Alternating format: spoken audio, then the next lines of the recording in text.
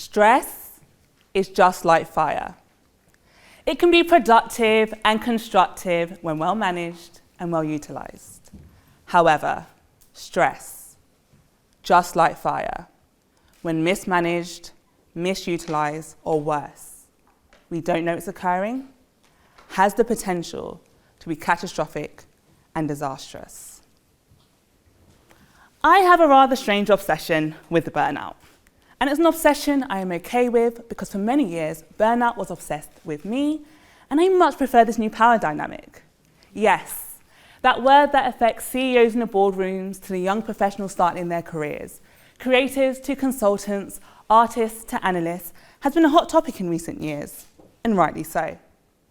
In 2019, according to the Office of National Statistics, 54% of working days were lost due to stress-related ill health, costing UK employers £45 billion. That was before we knew about national lockdowns, global pandemics, or even heard of coronavirus. Since then, gyms have reopened, theatres have reopened, even borders have reopened. Yet, the percentage of working days lost due to stress-related ill health has increased to 84%. 84%. Now costing £56 billion. So why is it? Despite the fact we can work out again, revel in the arts, or even travel to sunnier destinations, burnout continues to be a pervasive problem. Well, remember I said that stress was just like fire? Then burnout is like a house fire. And imagine being in a house fire and you call the fire brigade for help. And their response is, we're really sorry we can't make it, but could you please just breathe in and breathe out? Ridiculous, right? Yet this is how we keep approaching burnout in the real world. Now, before I tell you how I went from an anxiously depressed, burnt out mess of an investment analyst to an award-winning corporate burnout prevention consultant, let's make sure we're all on the same page. There is a difference between being run down and being burnt out. Imagine using your laptop all day. Eventually, the battery will die. But that's not a problem. We simply put it onto charge, and in no time at all, we're good to go. That's what it means to be run down. We are incredible humans, but still humans. After intense periods, we need to rest, recharge, reset. But what happens when the battery dies and no matter how long we leave it on charge, the laptop won't turn back on?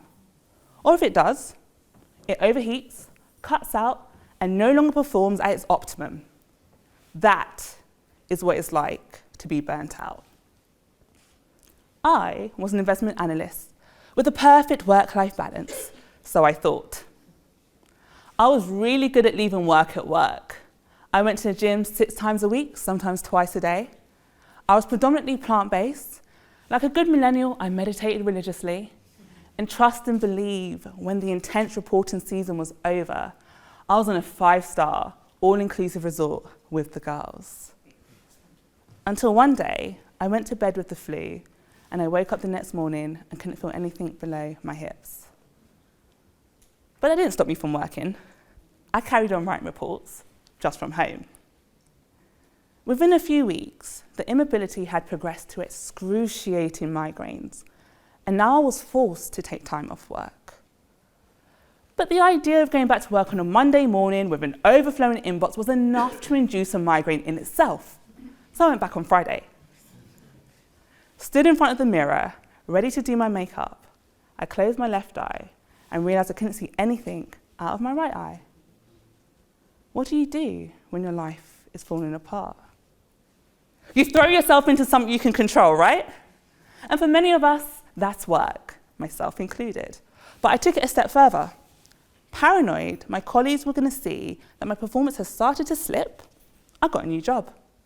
I left investment consultancy and went over to asset management and discovered the rumours were true. I was paid more money for less work. I had found my solution, right? Wrong. 3 months into my new job, during my probation period, I was diagnosed with highly active, relapsing, remitting multiple sclerosis. I asked my neurologist, where had I gone wrong? He said I hadn't. After all, I had the perfect work-life balance. These things just happen. I'm an analyst. I don't want to hear that. I want causation, or at the very least, correlation. So I started reflecting on my life. Why is it I could thrive under pressure, have the perfect work-life balance, and still end up at rock bottom? In 2015, during my final year of university, my mum had a heart attack.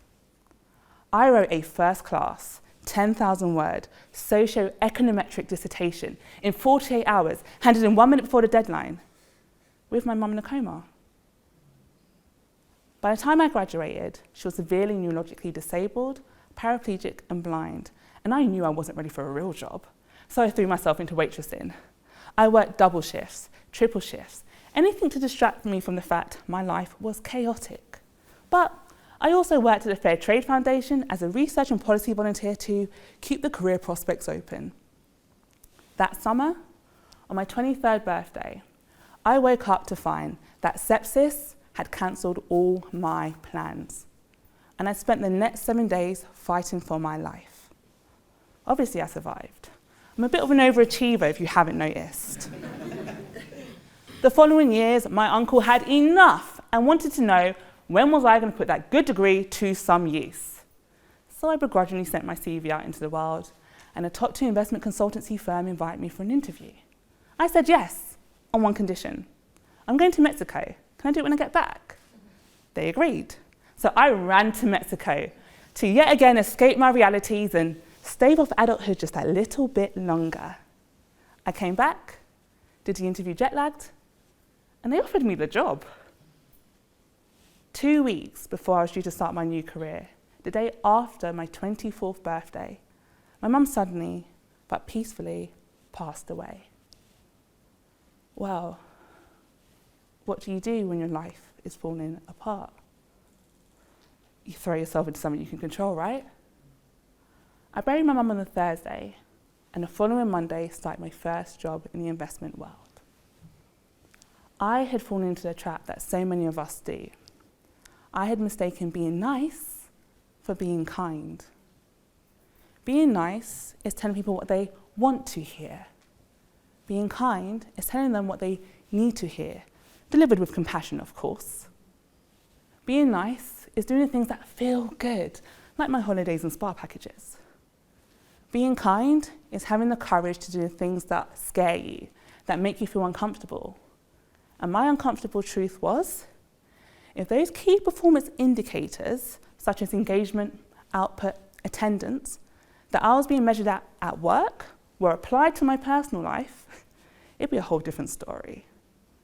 My perfect work-life balance had masked the fact that I was a high-performing stress addict, an insomniac working on 3 to 4 non-consecutive hours of sleep a night, and my beautiful, idyllic country drive to work was plagued with the thoughts of just how easy it would be to turn my steering wheel a little bit more to the left, apply a little bit more pressure to the accelerator, and it could all be over.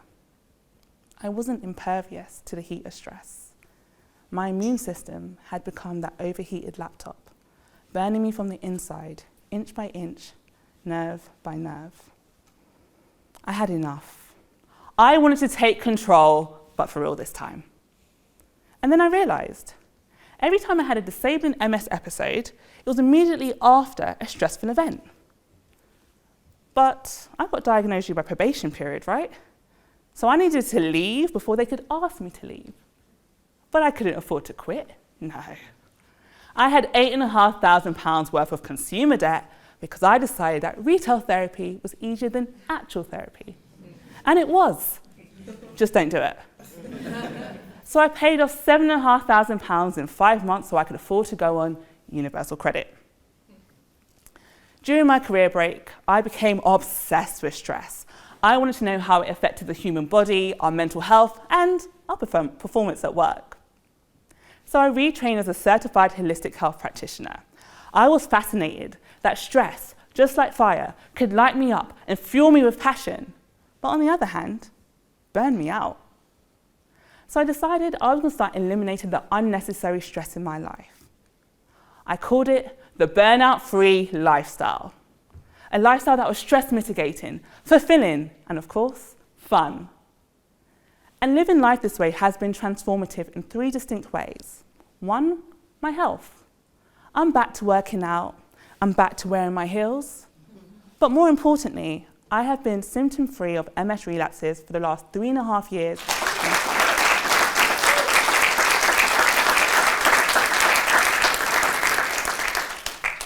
Number 2, my lifestyle.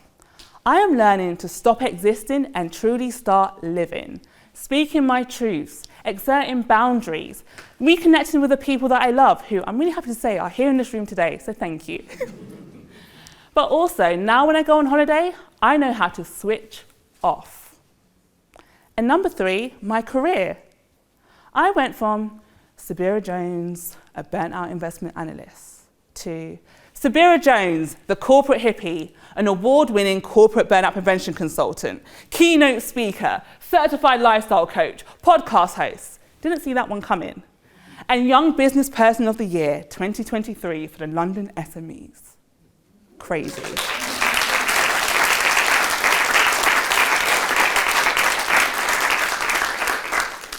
I am still very much on my journey because burnout is a creeper condition.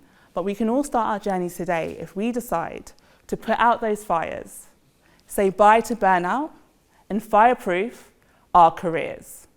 Thank you very much.